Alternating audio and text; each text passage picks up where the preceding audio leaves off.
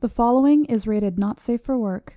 It contains strong language, adult situations, and lots of spoilers. Discretion is advised. In the criminal justice system, cinematic-based offenses are considered especially heinous. The dedicated attorneys who investigate these villainous films are members of an elite squad known as the Reels of Justice. These are their stories.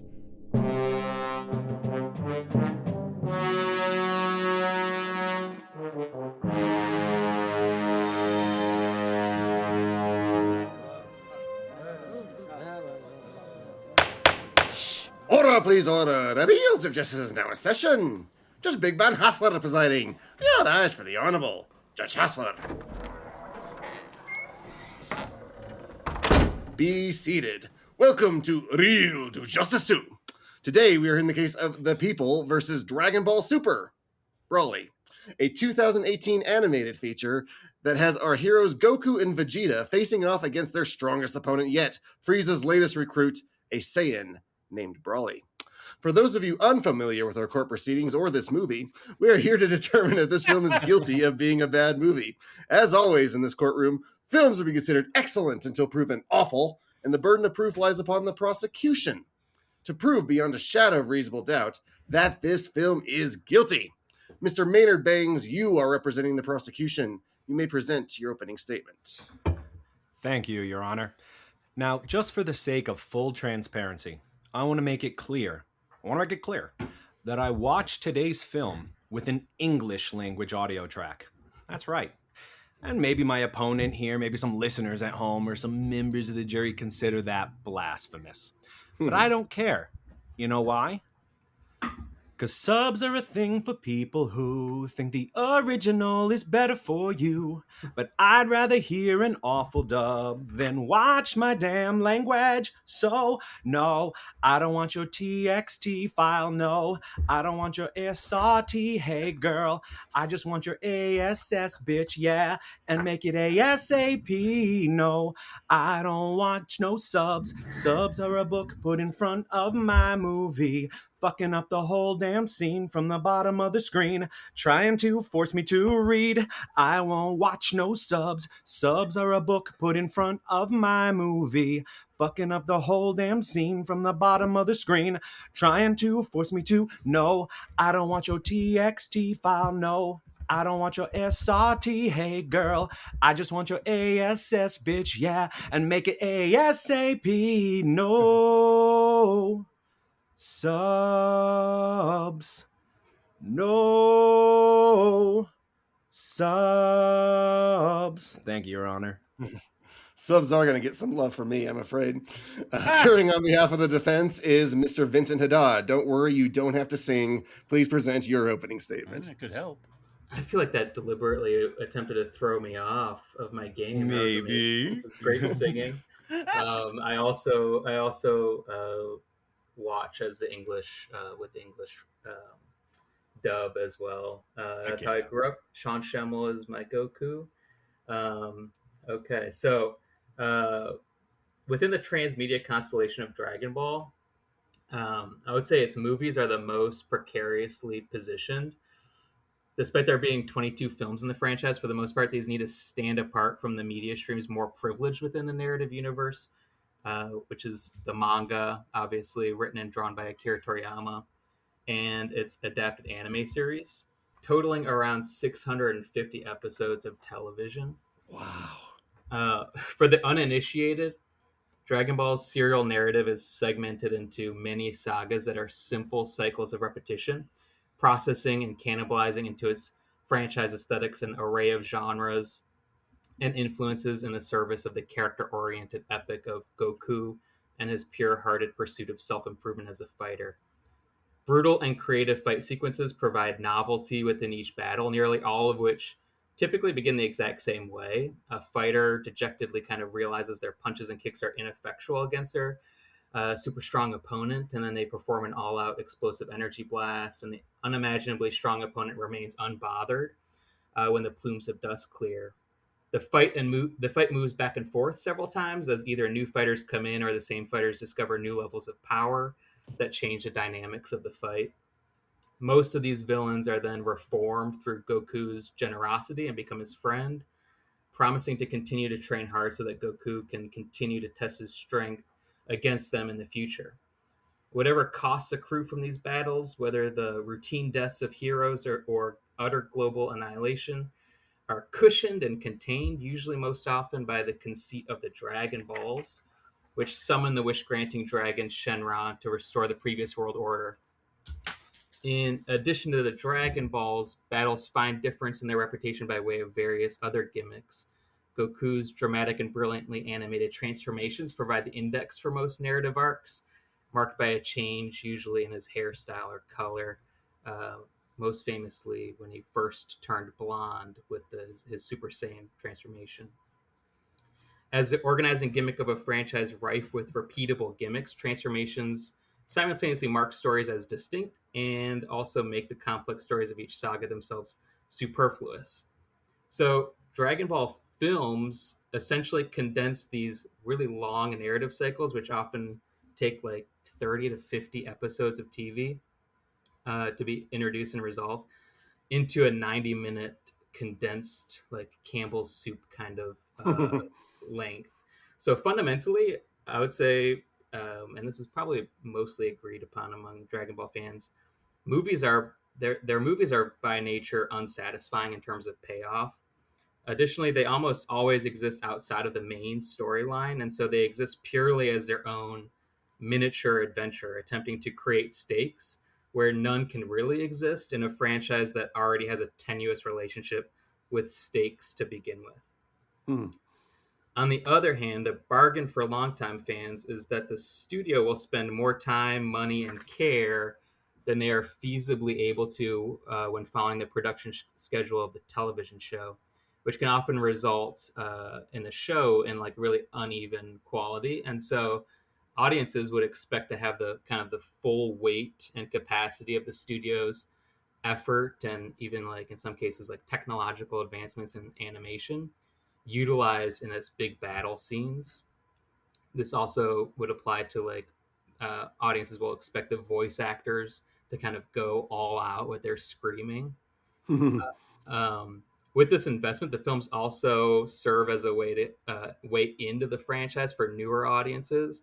In my case, like my wife, who I dragged to the theater to see this movie, but had no experience with this franchise, or maybe more. Been there, been there. Yeah, right. And the fan base is aging, so you might also expect people to be introducing their kids to it. And so in the movies, you may not necessarily need to know a lot in order to kind of sit down, eat some popcorn, most importantly, watch Goku fight, surpass his limits, make some jokes. And so as it would like this movie, you see him progress through a bunch of the transformations that once took like years to develop over the course of the show. And in the movie, he's just kind of showing them off in quick succession over like 20 minutes. So in evaluating any Dragon Ball movie, I would say that they live and die on very basic criteria. First is their atmosphere, just letting us hang out and laugh with Goku and friends in the story world for a bit. Number two would be a trivial sense of novelty in terms of what matchups we're going to be able to see. So in this case, the movie is really leading up to getting able to see Gogeta, the fused form of Goku and Vegeta, fight against Broly. And number three, just most importantly, the battle at the end. So my case for how good this movie is rests on how much your blood gets pumping at the 1 hour mark when Goku finally steps forward, calls to Broly, who's high up in the mountain. He says, "Hey you, it's about time I get a chance to fight." He then tosses his winter coat to the side. And as Broly begins growling, Goku bounces lightly up and down, warming up his legs. And the synchronized music hits with that scream, Kakarot! If this scene makes you feel alive and you want to see Goku fight Broly, then this movie succeeds. Though mileage may vary, you may be more like Chilai, one of the new characters, the female character that's introduced in this movie, who in another iteration of the franchise, she's watching Goku and Vegeta fight. She yawns, she's bored, and at the conclusion of the fight, she says, "Took you long enough, geez, that was torture, big waste of time, you're both morons." So so I feel like if you're alive when Goku bounces up and down and that music hits, this movie's going to work on a certain level. But there is certainly a segment of people that will just maybe never quote unquote get it with Dragon Ball. They'll kind of view it as these people are looking at each other and they're screaming an awful lot. Well, if you brought a PDF of all the history that we're supposed to take into account, it might help. Thank you, Mr. Vincent. Mr. Maynard Bangs, you may present your first exhibit. Thank you, Your Honor. Hey, Vincent, what did your wife think of the movie?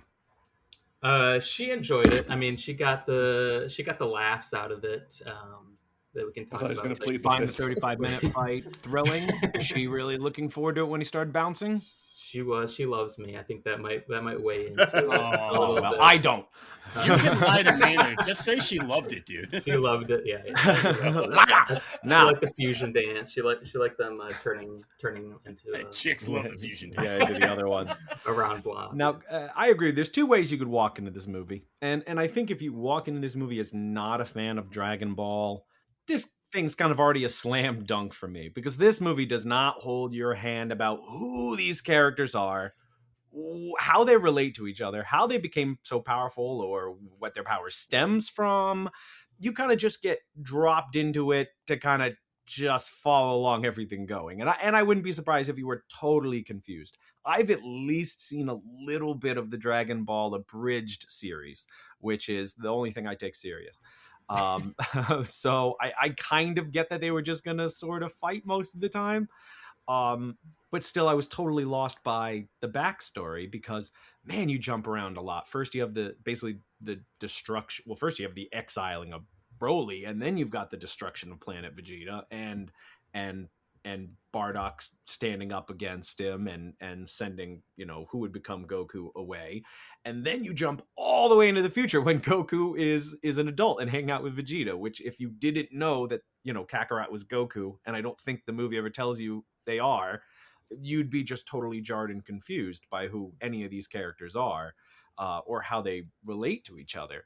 So I think if you're not a fan of Dragon Ball, you have to come into this with some kind of knowledge of Dragon Ball. So I don't know if this creates a fan other than somebody who maybe hit that 55-minute mark and is now interested in the 35-minute Saiyan battle. That could be for them. But they've sat through 55 minutes of kind of quiet little Easter eggs and little nods to esoteric things that would have just been completely lost on them. I would like to hear a rebuttal on this. As someone who was also completely lost and did not know anything about Dragon Ball, how does this film help someone who hasn't seen anything? Yeah, so this movie is created and released right on the heels and the conclusion of the TV series Dragon Ball Super. That series kind of concludes with this Tournament of Power arc that was very, very popular. The manga actually continued after the series, the story of the series was over. But the franchise kind of, at least for a few years, was pivoted to this idea of movies that kind of follow on the success of that show. And I think that they were trying to serve a few masters in doing that. One, I think there's probably a lot of older, I don't want to say that we're like middle-aged American fans who crumbling, falling apart, deteriorating. Best days are behind me. Washed up. I'm cooked. I'm dust. Yeah. But I actually didn't watch Dragon Ball Super when it was airing, as it aired. But then I saw the commercials for this movie, and it brought me back into kind of wanting to just go to the theater and watch the film. So I think that there were probably some people that didn't even watch Dragon Ball Super, but were Dragon Ball Z fans. I think what's interesting about this movie is actually this movie, and this may support your point, but this movie actually does more heavy lifting than most Dragon Ball movies in terms of using Broly's story as a way to reintroduce and actually subtly make some revisions to Goku's backstory as a Saiyan sent to Earth by his parents when their planet Vegeta is facing extinction by the evil archenemy Frieza.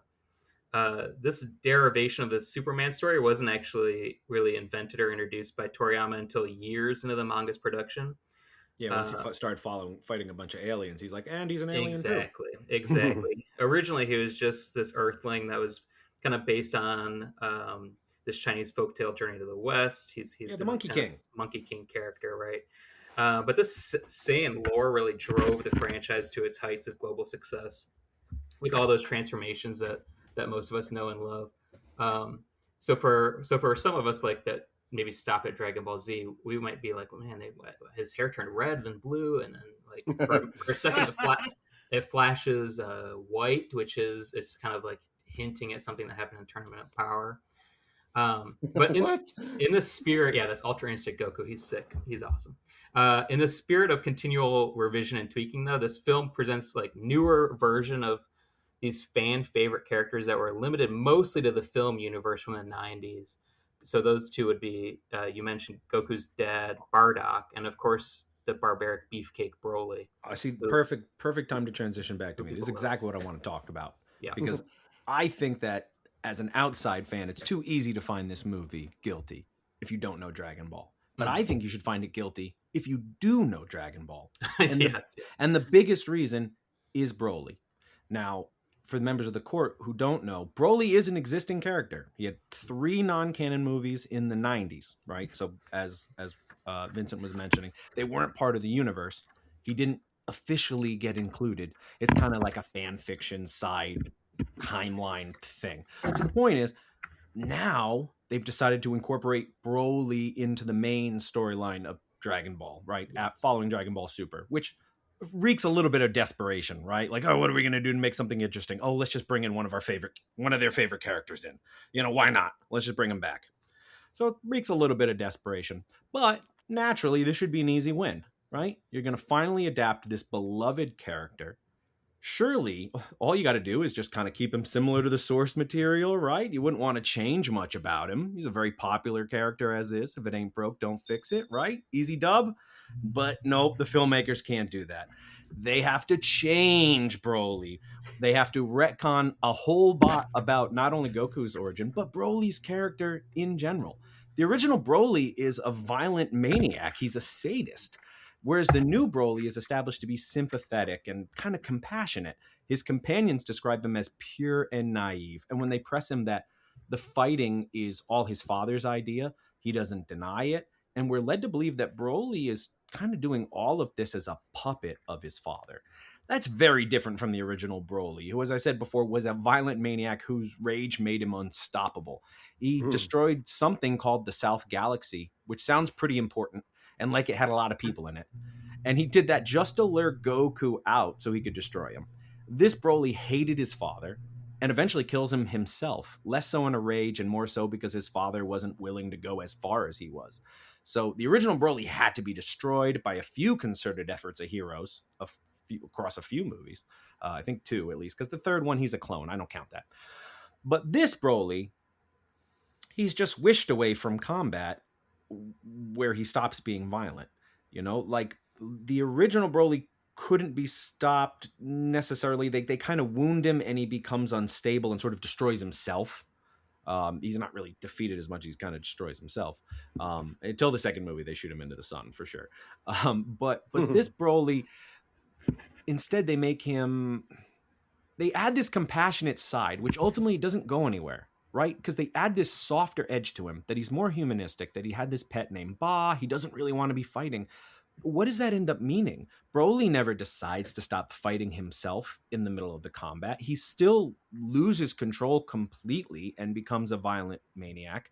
So adding this mildly softer side doesn't ultimately change how he behaves in battle when he meets the Saiyans. It's a weird change of character that I think makes him a little bit more a victim of circumstance rather than the kind of ultimate villain badass he is originally portrayed as. Okay. Mr. Haddad, did they nerf Broly? What happened here? I mean, yeah, you're definitely right, and I think there's a They did chorus. literally, actually, Your Honor. The original Broly was born with over 10,000 power, and this one has like what 920 as a child. Oh shit, That's a nerf, that's nothing. They cut his Yeah. balls. What is this? my boy. What'd they do to him? Yeah, they definitely nerfed him. There's no doubt, and I think there's a chorus of fans that absolutely agree with you. And I mean, I think to your point, that to just take this one step further is this is maybe the first time where they are also bringing these characters that were kind of mostly restricted to the movies, and then integrating them actually into the concurrent manga. And so these versions of these two characters, Bardock and Broly, they're both now like more official and canon for however much weight you kind of grant to those categories. And so um, when you are thinking about Broly, like now Broly is and has been kind of more instituted in these stories. He's really following in a tradition of truly like genocidal psychopaths that do in fact become Goku's friends. I mean, Vegeta is also a genocidal kind of maniac. Frieza is to me a really interesting case because of all the villains who become his friend. Frieza is like maybe the one who consistently he's like maybe not allowed to play and become his friend or resists Goku's advances. They're frenemies. A lot. They're frenemies. Although like yeah, I mean I have a whole argument that was just like Frieza is like too queer to be like Frieza like exposes too directly that like the whole franchise is really about Goku and Vegeta being in love with each other. Yeah, right, exactly. Sure. And so yeah, so Broly is really while it may offend some sensibilities, he really is just following a long tradition. Demon King Piccolo into the spawn of Piccolo. Majin Buu was all of these killed Beerus, who is the Egyptian god we see hanging out of the pool with Goku in this. That's So who that was. that's Okay. Beerus. And that's one of my other points and why I really resent them nerfing or making Broly more of this anti-hero. It makes Broly more like everyone else. Mm-hmm. Broly sat differently as this just sort of insane rage villain that couldn't be reasoned with and certainly wasn't ever going to be allied with. And in fact, it could have been something interesting to do in the future, but they end this film. You know, you talk about how they often don't have satisfying endings. Here, they can't help themselves. They have to put a little knot and make Goku kind of his buddy. Or they're at least going to be, maybe they'll at least be frenemies, but they're going to start teaming up, which they kind of inevitably do in I think whatever movie comes after this. But yeah, like you mentioned, he's done this with Piccolo, Vegeta, Majin Buu, Beerus. He's always kind of becoming friends with his enemies, and I think it was nice to have Broly be the one sort of standoff from that. It made him special, and now he's just kind of a stronger Vegeta. Yeah, I mean, I think there are a lot of villains that do kind of keep at arm's length. I mean, he never becomes friends with Cell, for example. Well, who could be friends with Cell? But actually, I would think that to me, the more frustrating kind of change is actually with Bardock, not Broly. Where he's more heroic now. Yeah, he's more heroic. So in the history of Bardock TV special, which came out in 1990, that character was like really cool. He was a really cool, rugged kind of Saiyan. He like kind of experienced like this in this kind of post-genocidal repose of his own. He's cursed by a survivor with the ability to kind of, or a kind of curse to see the future. Yeah. And that future is kind of like interspliced. He is able to see that Frieza is about to obliterate planet Vegeta. And he's also kind of continually seeing these clips from Dragon Ball and Dragon Ball Z of his son's hero's journey. So near the climax, on Bardock's travel back to planet Vegeta, he passes baby Goku's pod traveling to Earth. But his mission at that time, in that iteration of the story, was that he was going to kill all the Earthlings as he came of age, and that kind of gets interrupted by the human who finds him, kind of like the John and Martha Kent kind of character, which is Grandpa Gohan. Renames him Goku. Correct, the life of Goku. Yeah, exactly. So in the final scene of that TV special, Bardock kind of glimpses his son challenging Frieza to battle, and that allows him to smile as he goes out in a blaze of glory. So this film, yeah, as you said, kind of revises Bardock into a more moral figure and a good dad. You even get kind of the joke that his Goku's mom says like Saiyan men don't typically care about their children, which is a long running joke in the fandom that Goku doesn't raise his kids. Piccolo, the green alien, raises his kids. Piccolo raised me. And to me, Bardock in the original is like without question much more of a badass. There's like my favorite scene in that movie. He's like wiping the blood of his comrades who are killed by the Frieza Force with this like white cloth, and then it like gets soaked red, and then he ties that around his head before battle. But I will say that like this story opens up more options for that concurrent manga to tell these, kind of maybe lighter or like softer stories where Goku learns more about how his dad actually tried to help people on a conquering planet rather than participate or execute the genocide that he was charged to do. And with Broly, right, it's like giving him this three-dimensional character, a more sympathetic backstory. And yeah, I can definitely see how that can be more frustrating because, like I said, with Bardock, he is way more of a badass in the original, but there may not be as much mileage out of stories with that character in that way. And so you do get in the manga these like after these characters kind of get revised here, some really kind of enjoyable stories. Like the final post-credit scene of the most recent movie, Dragon Ball Superhero, that's when it's really a movie that's not really about Goku and Vegeta at all, but it ends with them fighting, and like Vegeta finally beats Goku, and Broly is like sitting there with Chi-Lai, and he's like weeping, right? Which is like it is this total inversion, like a humorous inversion of what you expect of that character, because he becomes kind of an avatar for the audience, but it also is like he's at that point kind of completely rehabilitated into the friend group because he can like appreciate their backstory and cry at this beautiful moment. So yeah, I can definitely see how it is. It would be frustrating for some people to kind of maybe emasculate some of these badass characters, but it does, for me, create some really nice moments. See, I don't think it's so much emasculating as I think it takes away his some of his maybe not his initiative, his character. No, but the original Broly, I mean, the whole plan was his. Right? His dad's kind of along for the ride, but Broly concocts the plan to trap Goku himself. He comes up with the plan because his vendetta is against Goku because Goku grew up in the same nursery as him and cried a ton as a baby. And Broly has held a vendetta ever since. And that's it. He wants to destroy the whole universe because of that. But at least it's him. He has the goal. He hates someone. In this, Paragus hates King Vegeta, but he has never even met the young Vegeta before. But at least Paragus has some reason to be angered by exile. He knew what it was to live in society and what it is to be exiled. But not Broly. Broly has only known life on planet Vampa. And frankly, it seems like he's cool with it. Like, he doesn't seem like he'd be angry at all. And when they talk to the companions who rescue him, it doesn't strike, he doesn't discuss that he's angry, that he hates anyone, that he, is filled with rage. And then later, he just kind of loses his cool almost for no reason, because that's just how that character fights.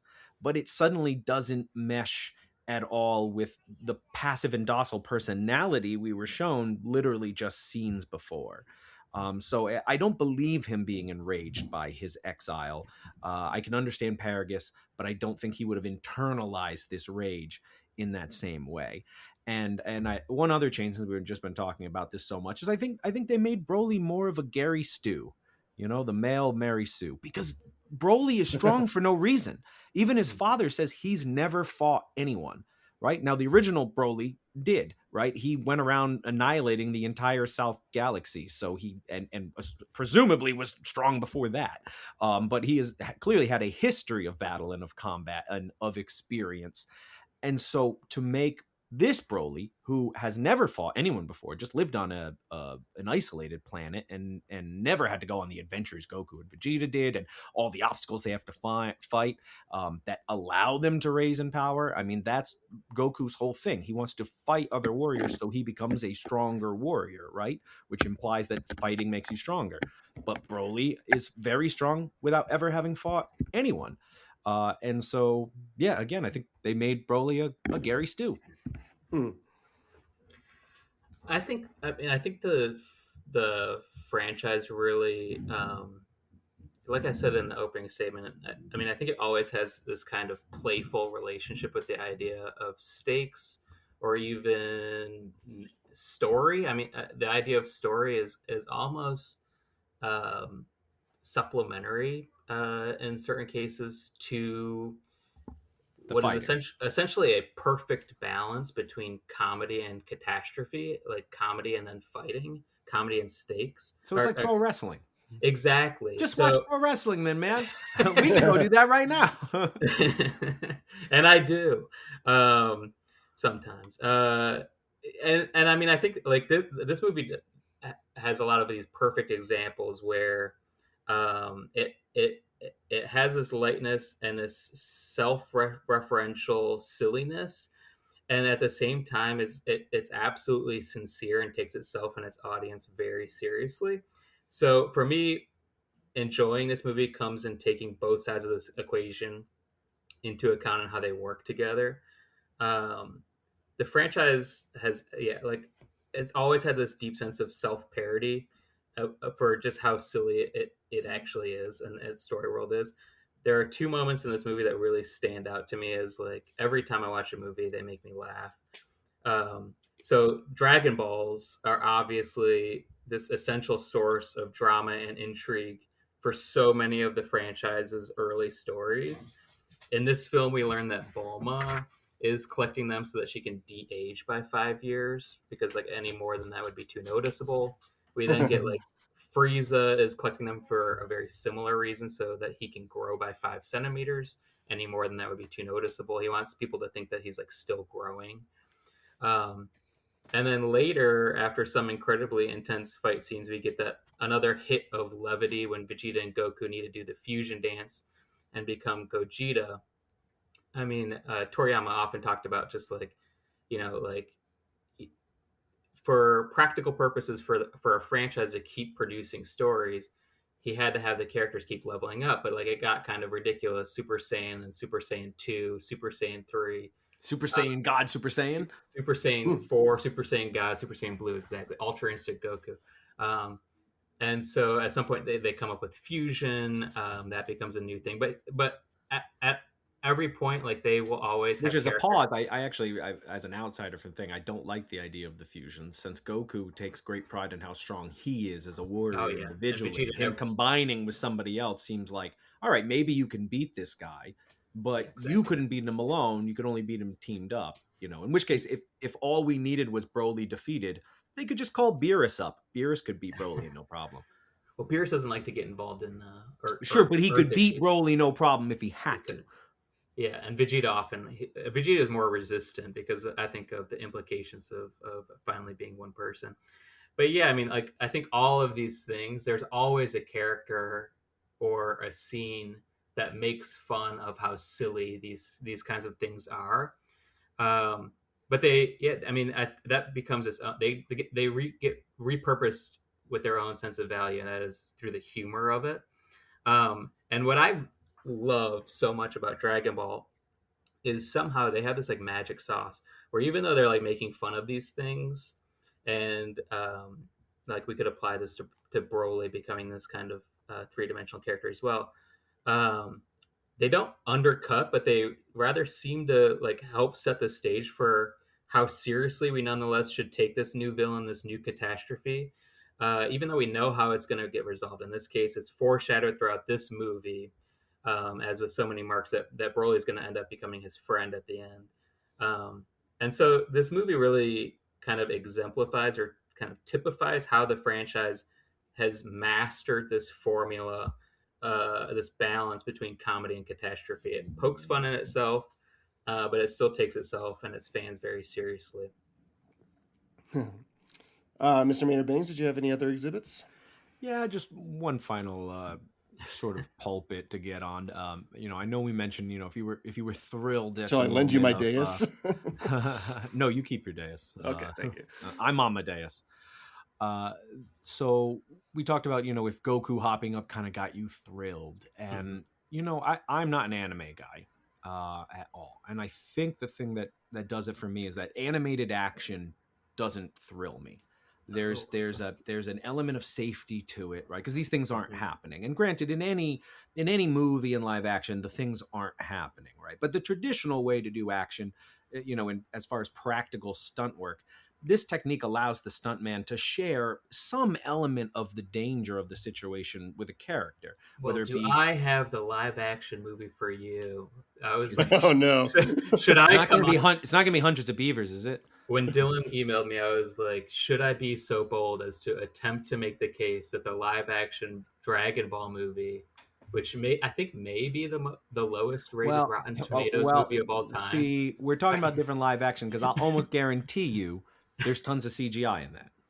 Oh yeah, which is why we're also in a place where even live action isn't thrilling anymore, because all those stuntmen, there's crash pads everywhere, there's cables everywhere, they're safe as a mother in a baby's arms.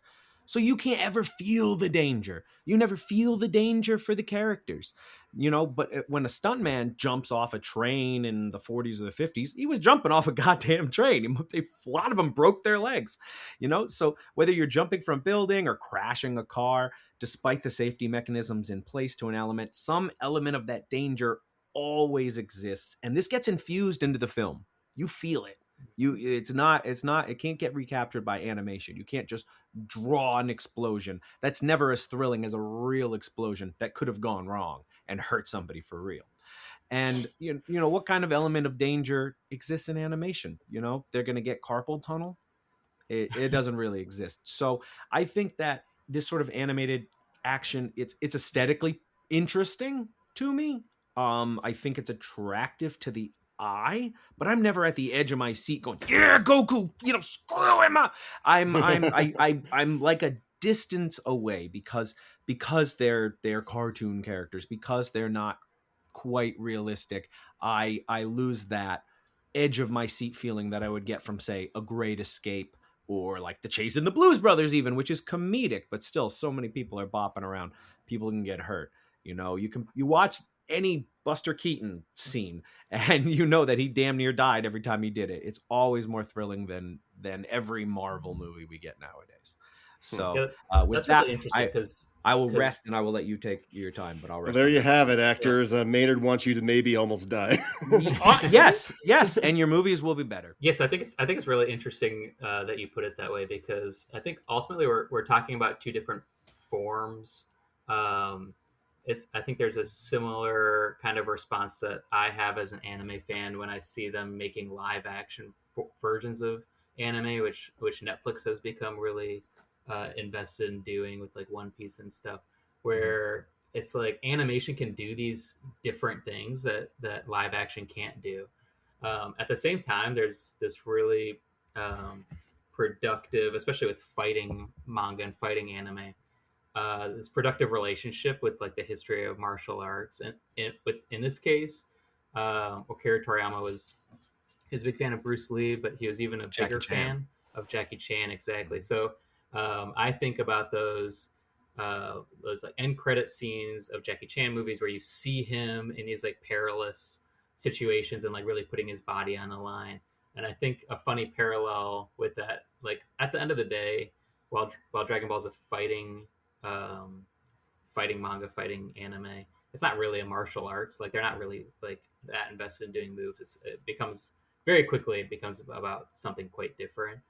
But at the very end of the manga chapters, Toriyama would do these like reader corners where readers would ask questions to him, and in those he would often talk about like the toll it was taking on his body to produce the franchise, and like his toothaches, like his like even like his his butt hurting from all the hours of sitting, and those are kind of funny, but also like there's a long history, as there are with martial arts actors, of mangaka or manga artists dying young because of overwork. And so these questions were like really sincere about like fans checking in on his health and like what this was doing to him. And so there is this kind of parallel that I think is really interesting between Jackie Chan and Goku. I would say like with the stylization that you get with anime, it changes from like the different eras of the show, different movies. In the case of like this movie, there's like a stylistic choice that gets repeated almost to a comical degree that I really actually don't like, which is there's like a ton of close-ups of characters' eyes, mouths, and faces, which is not actually how most of the show is. That's like much more of a feature of this movie specifically, and like the kind of that side shot of just their mouth speaking. Yeah, it does it all the time. That's like that's like a very anime thing in general, though. If That's not what all my this dating series, profile like, pics look like. they do that in like Pokemon a lot, and I think it's like I think it's foreshadowing what like everyone expects, which is when Broly is going to transform, his eyes go completely white. That is like recycling Goku's first transformation of the Great Ape. Later, when he turns into Super Saiyan, his pupils go away and they go all white. It is like an awesome effect every time. In this case, we're seeing close-ups of like eyes and mouths like every few minutes, and of side characters, of like loser characters. I would still make like an argument for this, even though I don't like it. Well, you are on the defense. Yeah. I want to think about it. I'm trying to take like the thing I dislike the most about this movie, but and then make an argument for it, because despite it being a franchise with a very strong sense of author figure in Akira Toriyama, very much like that signature Jackie Chan style in his movies. And so like you see fans, they'll often like they'll settle their debates on like Toriyama's intent, or like they'll always take it back to the manga. There's this very strong sense of like him. In actuality, the franchise has always relied on many people playing in the sandbox and exercising some stylistic novelty within that narrow framework. So in this case, like Naohiro Shintani's rendering of Goku, I think it's really great. It's sleek, it's interesting. It looks in ways that fans will track slightly different than the Dragon Ball Super or Dragon Ball Z. And then the most exaggerated form of this kind of playing in the sandbox is what's known as filler, that Toei Animation would need to produce during the gaps of time when the manga is being produced. So because the animators couldn't advance the story, much of that filler is frustrating. It's even like dreadful. They obviously came out with Dragon Ball Z Kai to cut most of it out. But some of it's like so bizarre that it's like actually amazing. So like Princess Snake in those early Dragon Ball Z episodes, it's so weird and like you almost like can't describe it, which makes it interesting. Or like the slice of life kind of things where Goku's wife gets mad that he's not like holding up his end of like the domestic work, and so she makes Piccolo and Goku go try to get their license, which is a really funny episode. So to me, these things are like they really function as like a great metaphor of how fans feel empowered to create all sorts of their own kind of like fan works, whether that be art or fan fiction. And like filler, or with the way this movie does close-ups of eyes every couple of minutes, I won't always like it. I'm not gonna like every fan fiction story. But on the whole, I hope not. I think there's a few you might like, though. Yeah. I meant to There are some that are really good, and so like on the whole, having different people, professional and fan, able to participate and co-create in the story world, it's also what kind of has made the franchise so durable and resilient over the last 40 years. You mentioned Dragon Ball Z Abridged by Team 4-Star on YouTube. I mean, that's like one of the great examples of fans doing what they want with the show. And when Dragon Ball wasn't on, there was no new content being created. And in fact, at that point, most people didn't think that any new content would ever be created. Some would say the Abridged series kind of created the resurgence. It did. Yeah. I mean, I think that. And even like even though Toei Animation wanted them to take it off YouTube and stop making it, you can see in Dragon Ball Super and in Dragon Ball Super Broly, that's Toei's way. you can see the sense of that there is some DBZA humor that I think is like clearly they kind of started to bring into the franchise. So yeah, so I think, you know, even something stylistic that like I don't like in this movie, I think it does kind of provide a nice metaphor for all the kinds of ways people feel entitled to play in the sandbox. All right. Now, did you have any other exhibits that haven't been touched on yet? I do not. Right. So you'll rest on that? I rest. Yeah. Both sides have rested their cases. The attorneys now present their closing arguments. Mr. Bangs, you may present your top whatevers. Hey, don't get ahead of No me. way he's phoning it in, Your Honor. Thank you, Your Honor. We've had a lot of fun here today. Yada, yada, yada. So here are Maynard Bangs' top 6 in the big 2-6, baby. Wishes I would ask the Dragon Shenron for in Dragon Ball Super Broly in no particular order. Oh, boy. Number 1, for Broly to go back to being a badass like he was in the 90s. You know, not every character needs to be relatable and rehabilitatable and have some good inside them. Some of us just want to watch the world burn. Number 2, every time Krillin gets killed and Goku says, "Oh my god, you killed Krillin," Vegeta has to say, "You bastards." Number 3, for Big Ben and Schlenzo D to learn the fusion dance so they can transform into Big Benzo B. Already on it. Number 4, a population resurgence for the noble platypus, who are still considered a near-threatened species in their homeland. Please consider donating to Wildlife International if you can. Number 5, for Frieza to be 6 centimeters shorter. How much would that piss him off, right? And the balls reset like once a year. So even if he did wish himself taller, I just wish him to go back even shorter forever and ever, over and over. And number 6, English dubbed versions of all foreign media, and every voice is performed by Brian Cox. Yes. Thank you, Your Honor. Mr. Vincent Haddad, you may present your closing argument. You don't have to do a top whatever. It's fun. Yeah, that's great. I can tell you love this movie. So to me, for a franchise that's been going on now for like 40 years, this movie represents how absolutely effective the Dragon Ball narrative formula is, even in its umpteenth iteration. And that's what makes the franchise so compelling to spend time with. I think that German philosopher Walter Benjamin has like the perfect philosophical description of how this show works. He writes that we know that for a child, repetition is the soul of play, that nothing gives him the greater pleasure than to do it again, except that the child is not satisfied with twice, but wants the same thing again and again, 100 or even 1,000 times. This is not only the way to master frightening fundamental experiences by deadening one's own response by arbitrarily conjuring up experiences or through parody. It is also a means of enjoying one's victories and triumphs over and over again with total intensity. So to me, this description draws attention to the way the franchise really excels at reproducing this soul of play with a full and earnest commitment to its total intensity. Whether in the manga that's expressed through Toriyama's vibrant lines of movement, or in this movie, these explosively violent animation sequences, the screaming of the voice actors. The film balances Goku's parody of masculine performance with an absolute reverence for the seriousness and intensity of the battle. Each recognition of the seriousness of the moment creates the franchise's force, its lure for audiences to not only continue consuming the cycles of repetition, transformation after transformation after transformation, but to feel the embodied provocation to pose themselves.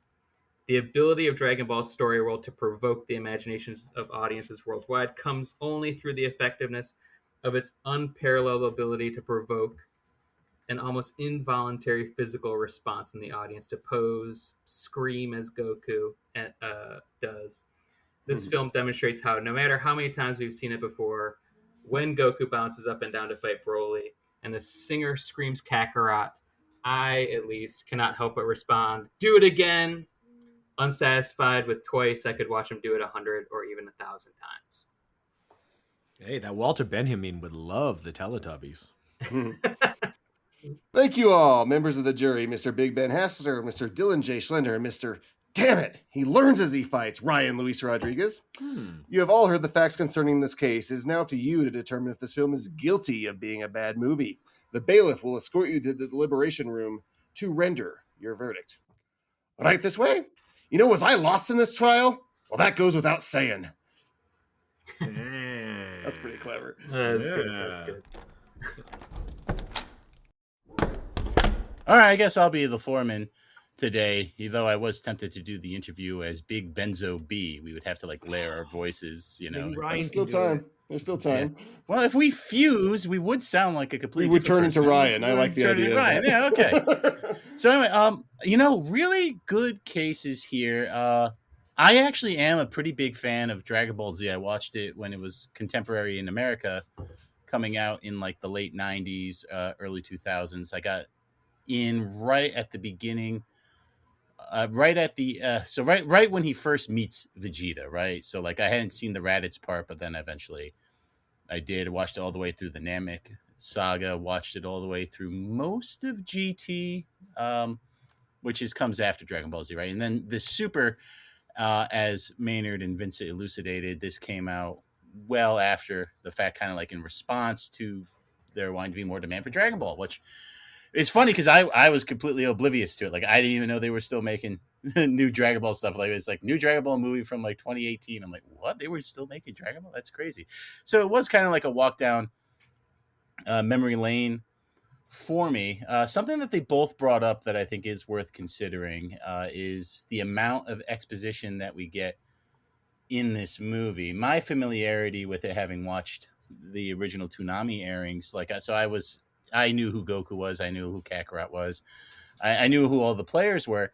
So coming in as a fan, I knew all the exposition stuff already. And then at the same time, I felt, this is kind of redundant if you're a fan, but it's almost woefully incomplete if you're not a fan. It's true. So the more they talked, the more confused I got. Yeah, I feel, and then just to retcon Goku into being Superman, I didn't care for that. I'm not as attached to Broly. I had seen the original. I think I see the first two Broly movies. I remember my little brother loved Broly. He was a big Broly fan when that came out. He actually had the Broly action figure, and it was pretty. Broly. Yeah, exactly, and which was cool. So I know Broly is a very popular character amongst fans, and trying to bring him in and make him a good guy. And those movies weren't canon, and so if they're going to canonize them and do it, this kind of has a lot of that Star Wars kind of vibe. You know what I mean? Where it's let's just make this stuff that was.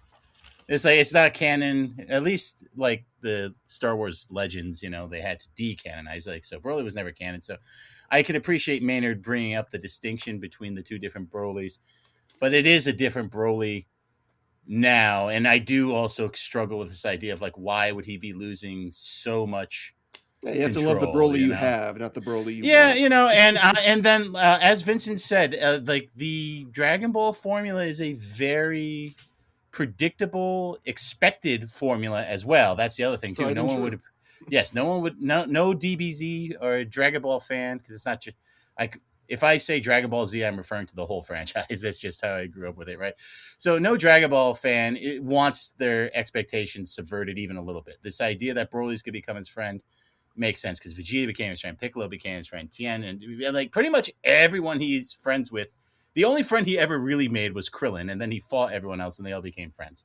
Do you think in the original incarnations, it was just a matter of time before Broly became Goku's friend? It is possible. He does make Vincent does bring up a good point. He did never become friends with Cell, but that could be because Cell was also created. Thing where it's give it time or something? Maybe that one I don't think that one would ever happen, because part of Cell becoming so powerful was he had to absorb new friends that that Goku made, so it was tough. But I mean, if he becomes so by doing fusion, all of a sudden they unlock this whole Pandora's box of well now we'll just fusion up and so Cell had to absorb Android 18 and 17. That's neither here nor there. My point being the reason Cell never probably became a friend was because he was created as such. Like, he's not a Saiyan, he's not an alien or anything. He came from a test tube. So I do think the Talos for Broly, if you were to make those movies canon, yes, eventually at some point they would have to team up with Broly to take down a bigger bad. How soon that would happen, who knows? Because like he never thought he'd team up with Vegeta. He never thought he'd do this, never do this, and then of course they always end up doing that. So I want to give Vincent a lot of credit because I think this movie checks a lot of boxes for fans and especially fans who are coming back to it. It seems like we had a pretty similar experience of like, oh wow, there's new Dragon Ball. Let's see what it's about.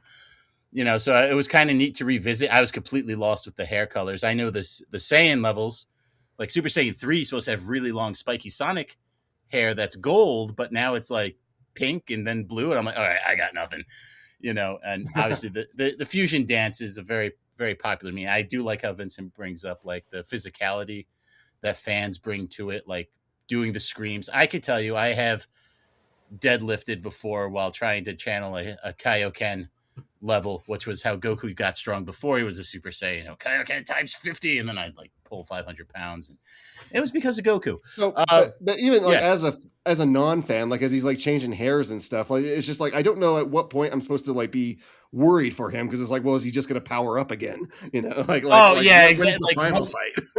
And that's kind of like a meme too. This is not even my final form, and if you don't know what the same final forms are, I was like, okay, is him going red right now this early in the fight a big deal? Because I knew they would go past Super Saiyan, right? Because like he turned Super Saiyan so long ago, like that's the gold one. We know that's not it, and then it was like blue, and I'm like, well, what does blue mean? Is it go higher than blue? Didn't you know that? I know, no, and that's the thing. Like, so I didn't know that, and then I kind of was thinking like, I don't know, what are they gonna do? Like, and then they're like, oh, the fusion dance. I'm like, oh yeah, okay, that makes sense. I mean, everyone fuses in Dragon Ball. See, that's the thing. It's like if you know all this stuff going into it, you're not particularly surprised, but you're satisfied. It's like sitting down to a meal that you've had, and that's something Vincent brought up. It's like if you know what you're getting and you want to see it again and again and again, and that is very true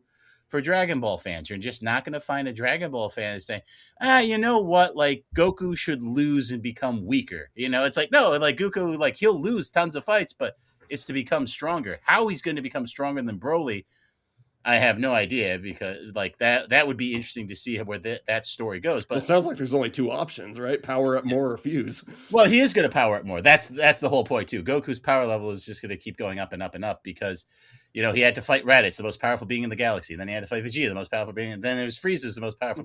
There's always someone stronger that Goku has to rise up to meet. There's always a bigger fish. There's always a bigger fish. But anyway, and then I guess I appreciate what Maynard was trying to say about the dynamicism of action in animation. And I think he has a point. Like if you were to make like Platoon into a cartoon, it would feel very flat. But when we're talking about, space monkey men shooting lasers at each other, or I'm okay with that level of dynamicism in animated action, So I think I think there's allowances. Like animation is more fluid than you can get like in live action. And if it was like a Bruce Lee movie just animated, it's like, okay, that's boring. But they're flying around hitting each other. It's leaning into the art form that they have. But no, look at the Incredibles. Exactly. Oh yeah, exactly. So like I get where he was going. It was a big swing for an exhibit, a bit of a miss, but I appreciate the effort. So what do you guys think? I've said a lot. Ryan.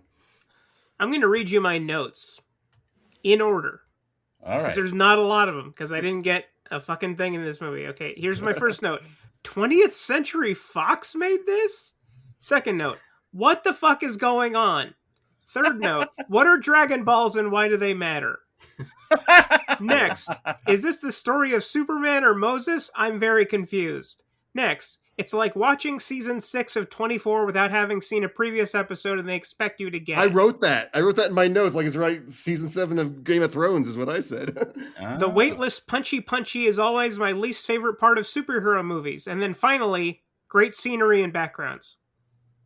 That's all I got. That's literally all I did not. Well, did the trial I watched this anything? 5 days ago and I do not remember a single thing that anybody said for the past 45 minutes. Oh, well, they just screamed. Yeah. I don't know what to make of this. I don't. It's just it's not for me. Yeah. I know not everything's going to be for everybody. So this is not a condemnation on Dragon Ball. I don't get it. I simply don't get it. Yeah, it is unfair to like judge like something that you're so unfamiliar with everything that led up to it. I feel for people that like when Dylan and I get to do a Star Trek episode and everyone else is just like so lost because we just like people are throwing like Exaduel and Meow Meow and Velveeta in there, and it's like okay, like the more you explain these characters, like the less sense you're making to me. But I understand that it's like if I took the time and was there, then I probably would be enjoying it a whole lot more. So it's not on us to condemn a movie just because we don't understand it. And we tend to lean more on like, well, for the intentionality, for the people it was made for, did it land on them? Did it achieve its goals? Yeah, and I think that's a fair question. And I think Maynard did his best to shore up that flank by contrasting it with what made Broly so popular to begin with. But the fan reaction to this version of Broly, though, has been pretty positive. Like this movie is doing pretty well. I mean, it is a different. It is a high audience score on like any. Yeah, it's for all intents and purposes. It is a different character, though. So that would have to go. So, man, that's a tough point to consider. We're always reinventing characters in fiction, though. We're not always married to like. No, I know, and that's the thing too. Like, and that's something Vincent brought up too. Is that Dragon Ball's really retcons itself a lot. It comes up with new ideas and then tries to reintegrate them into the past. Yeah, exactly. And the Broly movies and all the movies really are explicitly not canon. Like Tree of Might, he's using powers that he hadn't learned at that point in the series yet, and characters who should have been dead at that point in the series are with. You know what I mean? Like there's just stuff like that happens in those non-canonical movies. And actually a point that Vincent brought up, that's why like kind of the stakes are kind of harder to buy in those movies, because first of all, the Z Warriors are going to win. Why? I mean, of course they are. It's a movie. Yeah. Like you can't build up that tension like the first time when they fight Frieza and like they're all nobody knows what you're talking about. Oh, okay, yeah, I'm sorry. Ryan and I know what you're talking about. All right, my point is like in the show, when you have 30 episodes to do it, you can methodically kill people off and bring them back differently. But in the movie, you can't do that. And they're not going to do a movie where all the Z Warriors get killed and then they summon them all back with Dragon Balls and fight. I didn't even know there were Z Warriors until he just says something. This lore is just Goku's friends. Tolkien couldn't follow all this. And who's Goku? Kakarot. Goku's Goku is who begat. Yeah, Kakarot who begat. All right, I think we need to start locking in some verdicts. Unless you guys have anything else you want to say, Ben. Any final thoughts before we start locking in? No. For me, it wasn't for me. I will admit that. I do not understand it. I don't know that I'll ever understand it. And I think even if I went back in time, I can't go back in time. If I went back and watched like the first ones all the way up to this, I still don't think I would get it. It's just like it's a product that was for a certain time that has continued, and like the fans still appreciate it. Like new episodes of Futurama. I think the fan response has been very positive towards it from the aggregators. And I think that the defense he had answers for most everything. He did agree with the prosecution on several points, but what he did agree on, he was like, but this is also sort of par for the course within the franchise, so it's kind of what they would expect. So I can buy that. So I will go not guilty. Very good. Ryan Luis Rodriguez. I liked what Vincent had to say. He was passionate, but he kept it underneath the surface. He wasn't going crazy about it. But it's very... it was like sitting in on a lecture of a class I've never taken before. And I was just like, yeah, he's got a good point. And then I realized, what the fuck am I saying? And how do I know if he has a good point? I have no idea what any of these things are. But I like that he came here and defended it to the best of his ability. Despite being a first-timer, he did not show any signs of weakness. So I have to go with the argument that I agree with more, not the movie. So I'm going to go not guilty.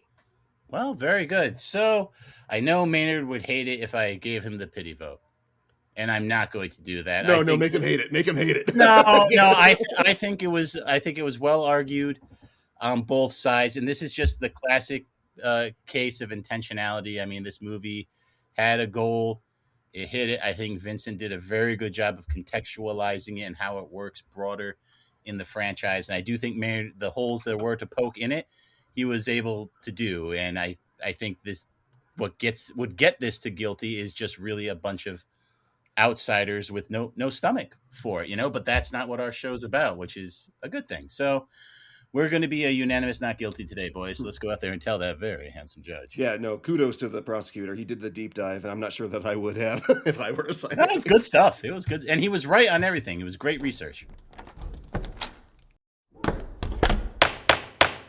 Mr. Foreman, have you reached a verdict? We have, Your Honor. In the case of The People versus Dragon Ball Super, Broly, we find the defendant not guilty of being a bad movie.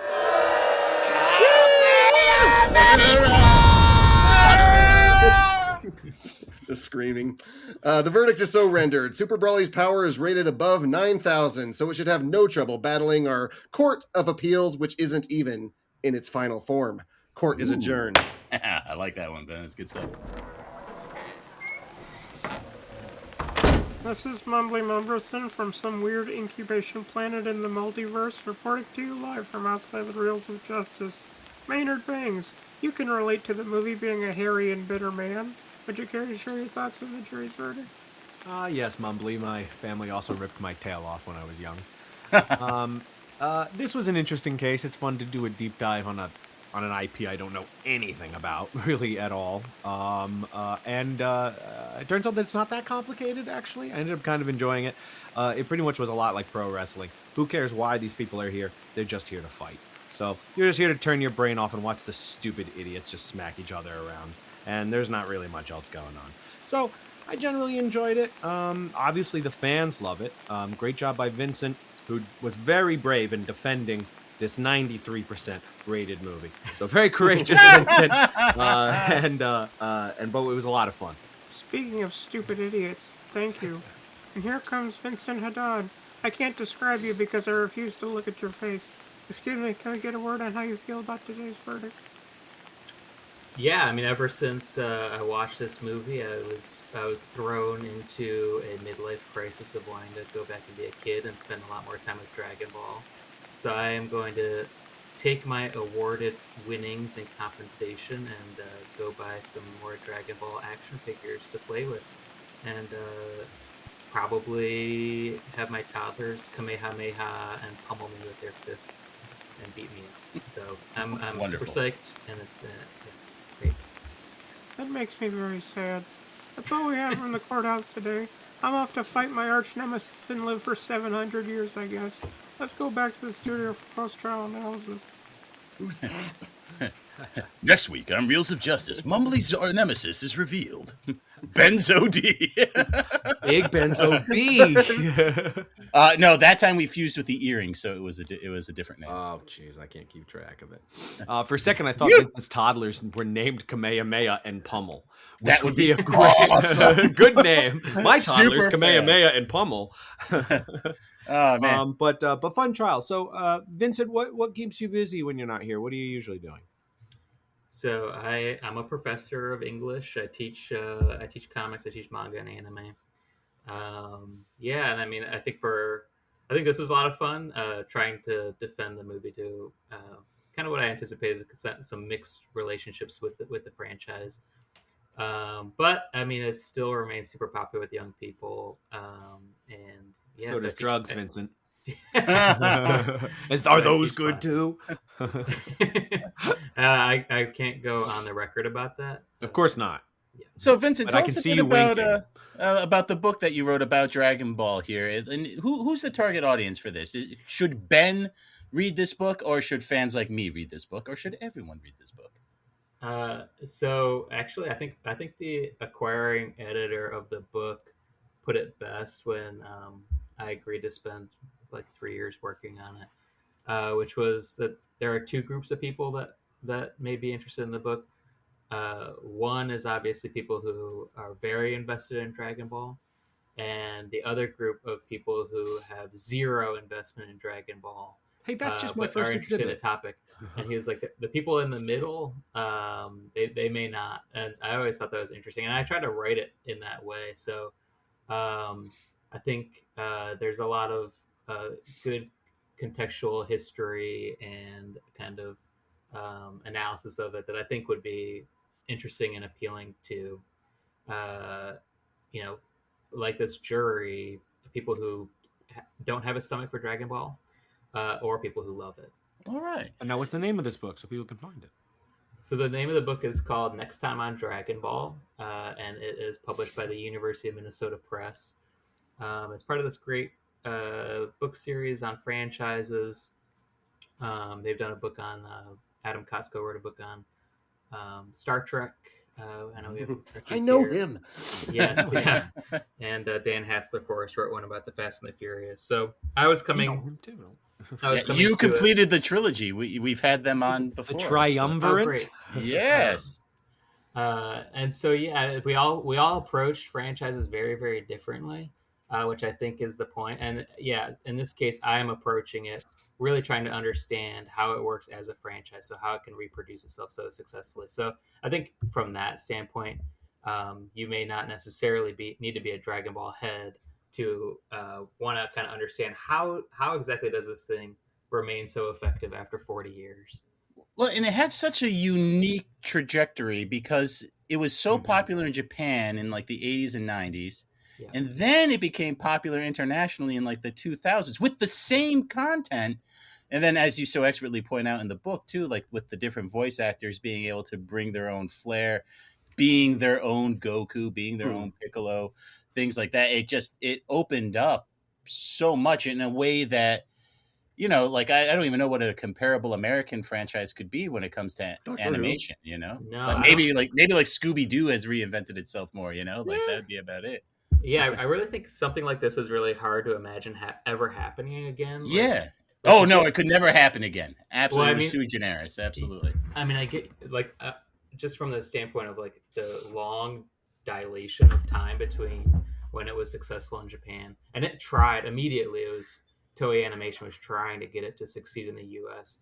And I mean, his childhood stories are so bizarre. I think that was part of it. The time it couldn't like necessarily get the good time slots in the U.S. It was sometimes. This was Adult Swim, right? That kind of made that sort of whole vibe. Toonami. No, exactly. Toonami. Toonami. Sorry, yeah, Toonami. You're right. Right when kids would get right after Saturday school, night, baby. Adult Swim. Yeah. And they also made the and that's how I started watching it. It was like the only cartoon on after school, you know, the Cartoon Network, and it's like Jack dudes punching each other. It's like hell yeah. Hey, the 90s were all about the live action tokusatsu, though. You know, Power Rangers, Beetleborgs. That's what ruled the airwaves. Yeah, and Cartoon Network made the really kind of smart choice to just kind of ditch all his childhood adventures and start with the more action-oriented adult adventures. But I was like, even like I think for sure. You go back and watch some of those original Dragon Balls; they're wild.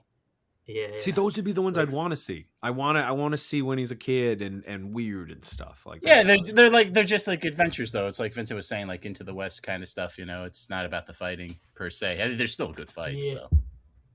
Definitely be careful what you wish for with that. I mean, the Bulma stuff is like insane when he's a kid, and they knew that Bulma was like going to be a problem in terms of getting that franchise to travel the way they treat her.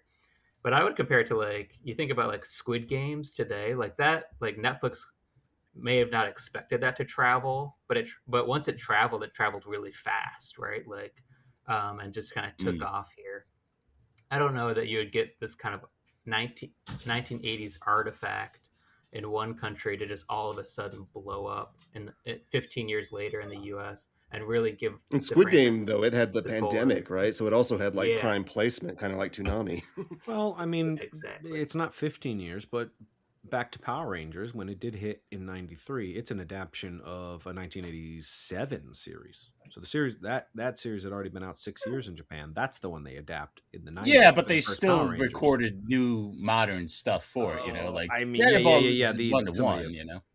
But what both of those share is that they were cheap licensing products. Yeah, for the they were cheap. stations. You're probably right.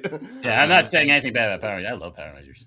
Yeah, because like Cartoon Network in that time slot, what they were airing was like 1980s Hanna-Barbera, like Thundercats, right? I mean, they were really just looking for something cheap.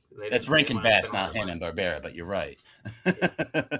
Oh yeah, apologies, but they really. You didn't write a book on Rankin Bass. I didn't. No, I know. I'm sorry. Get off his ass.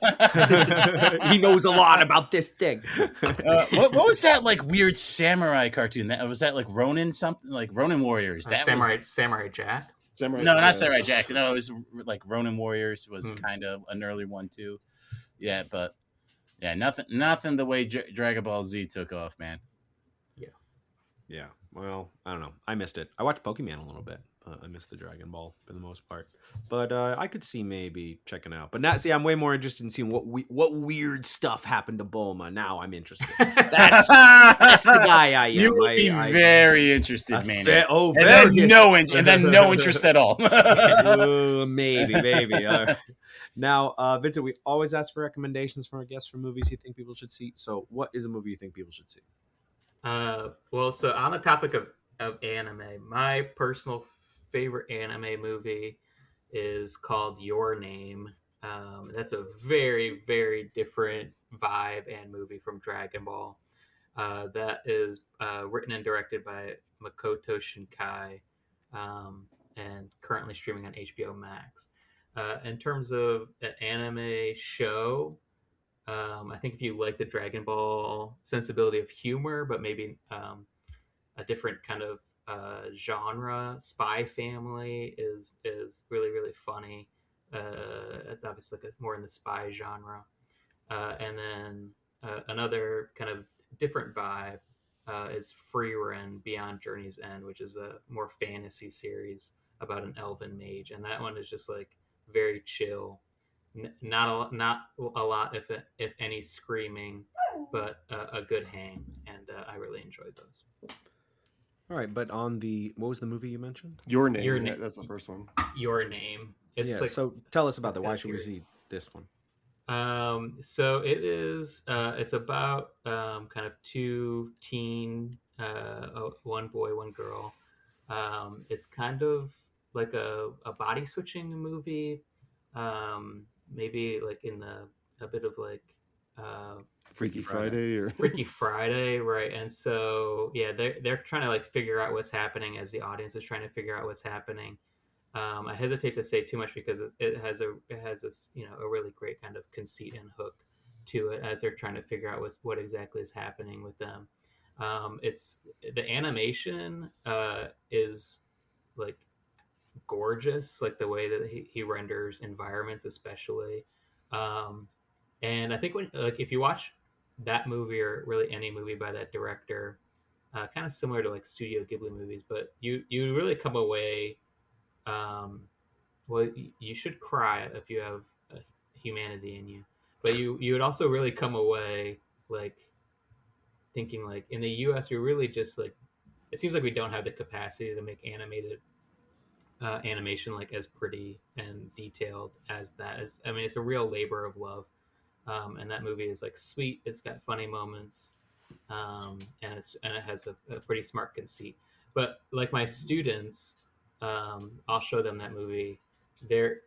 You really have to watch it in one sitting, but you may, if you're not focused, you may get confused. If you got confused in Dragon Ball Super Broly, you may get confused in this, although it's not because of lore or anything. It's just a complicated story world. Not nearly as complicated. I don't think it's at least in one condensed story.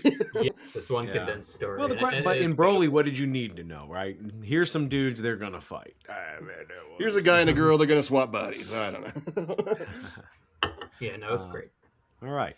Now, my recommendation today seems apropos, as Dragon Ball has drawn so much inspiration from Superman and comics in general. And my recommendation today also seems to have been loosely inspired by comics in its own way. It's 2026's Supergirl. Oh, loosely inspired. Oh, wow. Stranded on a world where she is stripped of her powers, Kara Zor-El must rely on her wits and some very likely allies to thwart a forgettable villain and save her beloved companion, Krypto. The nerds I saw this movie with were quick to point out all the ways it differed from the comic, but since I never listened to those nerds, I'm not sure what those differences were. But it seemed to me to be a very by-the-number superhero feature, reminiscent of the kinds of movies Marvel was releasing consistently about 10 years ago. And that's not entirely a bad thing. It's carried by a great protagonist in Millie Alcock, who is about pitch perfect in her performance throughout this. With how well the Brits do American accents now, it's a wonder any American actor can find work at all. Jason Momoa steals all of his scenes. It's all the same one. All right. It's all the same. Okay. They don't want you to know that, Ben. Jason Momoa steals all of his scenes as Lobo, even if he doesn't get enough of them, and even if he never refers to himself as the main man. We're obviously looking forward to his inevitable Lobo solo feature. I was probably most disappointed to find out it was yet another in a long line of lone wolf and cub ripoffs the genre has offered. Like, hello, 2017 called. It wants Logan back. But unfortunately, that part of the story is in line with the source material, not that it wasn't already trite in 2021. I also question the wisdom of having a superhero spend their first film without their powers for most of it. Seems like something better left for raising the stakes in a sequel. And of course, the film couldn't help itself. It had to have a "why aren't you called Superwoman" scene, because Superwoman is one too many syllables too long. So it sucks. Come on, Supergirl pops. It's got to pop. Anyway, it's comforting to find that in a world where so much is uncertain and ever-changing, the one thing we can always depend on is the DCU's inability to make 2 good movies in a row. But if you want to check out Supergirl, by the time this releases, it may be out of theaters and would possibly be streaming somewhere on the former HBO Max, then turned Max, back to HBO Max. It could have a different name by the time this comes out. Who knows? Ooh. No, it would be Max, right, Brian? Well, for now. You're right, yeah, but that's the whole point of your joke, Maynard. Oh, well, I don't get my own jokes, honestly. They're too complicated, and there's a lot of exposition. A lot of lore, a lot of retcons. A lot of lore to absorb. It's not my kind of thing. Ben, you were the judge, right? So what do you got? I second your name. It's very good. I'll leave Supergirl where it is. Thank you. But I have another Japanese animated film to add, and no hate for things like Dragon Ball, Bleach, or things of that nature, but I do often find that people tend to think that that's basically all Japanimation is, and there is no better example for anime as art for me than the works of Hayao Miyazaki, and so today's recommendation is his first directorial effort, Nausicaa in the Valley of the Wind, or of the Valley of the Wind. I had the pleasure of seeing this for the first time on the big screen as part of the annual Ghibli Fest Fathom does, and I immediately fell in love with the world that was presented. The world has a cinematic feel to it. It feels so completely realized and lived in. I'm kind of surprised it didn't spawn its own cinematic series of sequels like Star Wars did, although I can definitely see a lot of influence it had on the early Final Fantasy games, so maybe those. The world is a futuristic wasteland full of strange creatures and humans battling to survive the turns that the environment has been forced to create to counter what has ravaged it. If you liked Dune, there are definite elements of that in this world that Miyazaki has created. The characters feel real, their courage is inspiring, the danger feels ever present, the motivations of the heroes and villains feel understandable, and the music is so otherworldly it completes this vision. It's a place that you would both love to live in, yet hate the experience at the same time. And the fact that Miyazaki could create a film so unique and perfect just as soon as he was given the reins of control really speaks to how he deserves all the acclaim he gets as one of cinema's greatest creators. And golly, do I want one of those cool gliders. Is that all the Miyazaki movies now, Ben? Nope, there's 2 more. So next week, what do you say? I take Wind Rises, you take Kiki's, and we'll knock them both out? Oh, I will 100% take Kiki. We haven't recommended that. I could recommend it now. I'm not going to, but I will. And is Liam Neeson in either of those movies? No. Liam Neeson should be. He was in Ponyo. He was in Ponyo. That's true. I was he was in close. Ponyo. Excellent. Oh, that's one of the reasons he counted, too. That's hilarious. Oh, brilliant. Rye Guy, what have you got for us? In my years ago obsession with the Watch TCM app, I discovered a few real surprises, and this week I'm recommending a thrillingly idiosyncratic, clever little film from 1980 called Simon. Stop me if you've heard this before. Okay. A scientific think tank encloses a man, played by the late great Alan Arkin, in a sensory deprivation tank for 80 hours in order to brainwash him into thinking that he's an alien, only for him to become a cultural sensation. That sounds interesting, right? Well, I haven't even begun to scratch the surface. Simon is the directorial debut of Marshall Brickman, best known as the co-writer of some of Woody Allen's best films like Annie Hall, Sleeper in Manhattan, and you can definitely feel the influence infused into the picture. It's a fascinating film, and if you're looking for something that's out there and endearing in equal measure, look no further. It's not currently streaming for free, but you can buy or rent it on the service of your choice. Support your local library. And I did not know Alan Arkin passed away. R.I.P. Well, the Dragon Balls bring him back. I learned that for sure. All right. What do you got for us, Schlender? Send us on home. I'll send us on home. I thought this would be very appropriate with Dragon Ball, and that is Mortal Kombat 2 from 2026. Now, what's funny, when I started watching this movie, I thought they were being cheeky calling it Mortal Kombat 2 because Mortal Kombat 2 is a better video game than Mortal Kombat 1. Imagine my surprise to find out this is actually a sequel to a Mortal Kombat movie that came out. Imagine I'm my surprised by that because we watched it together. Imagine my surprise. I watched it with Maynard, and it very slowly came back to me. I was like, oh, right. That was a movie. That wasn't good. But you know what? Mortal Kombat 2 is pretty good. It's wonderfully unpretentious, and here's the important part. It stays in its lane. By refocusing the action on a skeptical Johnny Cage, we're able to kind of revisit and re-understand the Mortal Kombat tournament, and we get some pretty cool fights, even though Maynard might not like them because it's CGI action, but I'm sure at least one stuntman got hurt, Maynard. Thank you. It up. And they do some interesting things with characters that you wouldn't expect, which I kind of appreciated, taking a little, it's kind of like what they did with Broly. We have people who are normally sadistic murderers that would be hell-bent on killing people, becoming friends. And that's pretty nice in a movie like this, because like I said, stays in its lane, and it's just an enjoyable watch. You kind of know what you're getting into when you're watching Mortal Kombat 2. I believe it's currently streaming on some service, but what you really should do is buy the Criterion 4K edition because you're probably listening to this show in 2032, and that's a thing that's out. I bet it is. I know. They also nerfed my boy B.A. Baraka. Oh, that's what I was talking about. They I know. nerfed him to kind of make him a good guy, which No. I kind of like that, They actually. bullied him? Oh, no. They brolyed him. That's what we're They going to call brolyed him. When Baraka, they make yeah. a total badass and make him into a nice guy sissy. We're gonna Also, I call liked him everything they Broly. did with Kano. He was pretty great in this.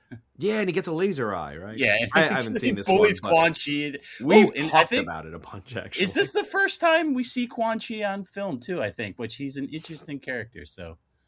He's one of the reasons Liu Kang dies, because of the Deadly Alliance. There's a lot of lore here, people. Yeah, and the stuntmen don't have to get hurt, Slyn. So there just has to be a chance they could. A chance they could. No, you're right. They could. You're right. A chance they could. Yeah, I agree. Do it without a harness. And with that, we are all out of show, but we want to thank our guest, Vincent Haddad, for joining us. Thank you so much, Vincent. Thanks so much for having me.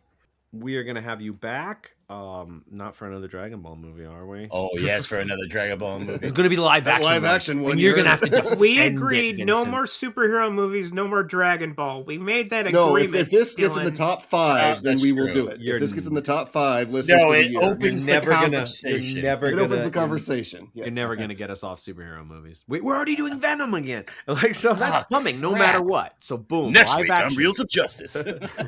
Live action Dragon Ball. You have to defend it, Vincent.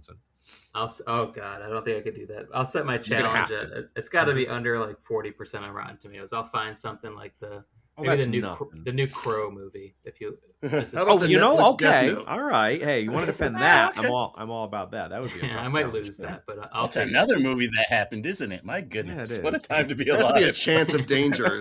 Didn't you just listen Have to to, what Maynard exactly. said? But the more you get beat up in the court, the stronger you get. You start seoning out.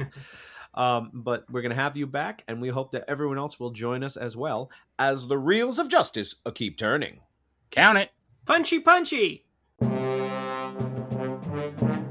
Please follow us on Twitter at Reels of Justice, Instagram Reels of Justice, and Facebook.com/Reels of Justice.